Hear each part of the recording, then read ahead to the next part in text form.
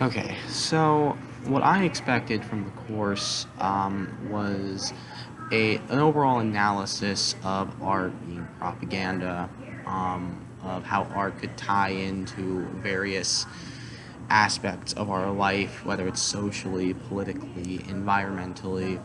And this course exceeded my expectations. It was very well researched and immersive. It was detailed to an extent that I wasn't quite expecting. And a lot of the resources that were provided, the reading material that was provided to me, was actually very interesting, and went in great depth, and it managed to cover these topics on all sides of the spectrum. And it actually has provided me with new reading material. As far as lingering questions and concerns, I have none. The course and the professor did a great job at explaining everything and helping me analyze things on a more intellectual level. And it got its intents done well. My interest in taking such interdisciplinary classes like this one stems from my being an architecture major and how I want to apply the history of art and propaganda, as well as the philosophical implications of art, into the three-dimensional world, into structures, buildings, whatever I may design in the future. I'm very much fascinated with how such abstract concepts, such as like the method of persuasion, such as the ideological differences in different economic systems, how they can be translated into architectural language. Because I believe that structures and buildings alike have something of a hidden power to them, an aura that reflects when one observes them and analyzes them.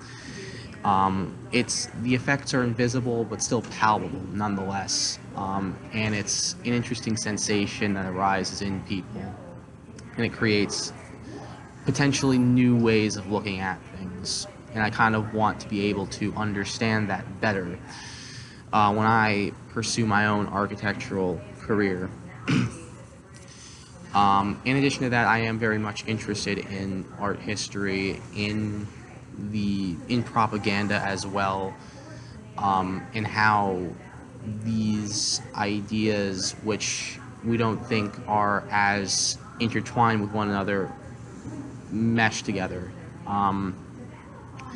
The most challenging unit for me was certainly the last unit that we have done, involving presidential speeches and the artistic ways that presidential candidates and political leaders tend to artistically manipulate their audience. It was a course where I tried to understand on a greater level what and why they did this. However, the resources that I tried to research didn't necessarily come through as easily, because it was always fairly simplistic, and, well, not simplistic, but broken down answers that didn't really take into account various nuances of mob mentality, of people's tendency to get power. And I felt like there was not as much as I learned out of it that I wanted to. There were two units that I felt most satisfying for this semester. The one was the degenerate art, and the other one determining Cold War era propaganda. These two objects are pretty big ones of interest to me, especially the Cold War unit.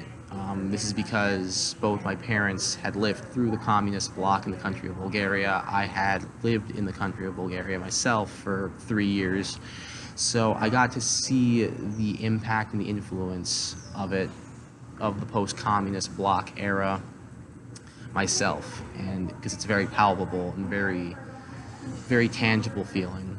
And some of the topics off the top of my head that also interested me was of cultural appropriation. Um, the idea of taking things from other cultures which are considered to be dangerous or outsider, such as rock music or jazz music, and trying to water it down and make it appear more marketable, so to speak, for a typically white audience. Like the jazz and the rock typically came from a black audience, and at the time that was still taboo. And this kind of creates an interesting conversation to me about, the topic of marketability, of how our free market system creates these very unfortunate cycles where mainstream success can only be attained by being more marketable, and as well as also the ugly history behind that reasoning. Also, again, going back to the discussion about Cold War era propaganda, was another topic that interested me, mainly because of the difference between socialism and capitalism, or communism and capitalism, and how philosophically there is such a major difference there that it really impacts the art and the style. Like there's an interesting analysis of interesting statement to be made about the idea of socialism being more dutiful to the state and having thinking about the collective first and the individual second, and constantly wanting to advance the great nation of the Soviet Union or whatever communist nation you can think of. As opposed to the capitalist mindset, which is the individual, focusing on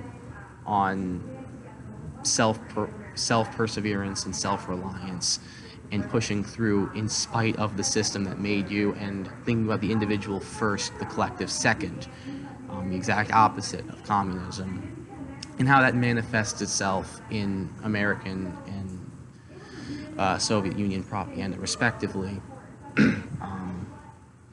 because it's just a fascinating thing, because even the stylistic trappings of said propaganda definitely is influenced by our general tastes, and it sort of helps to expand and help the ideas that they're laying down.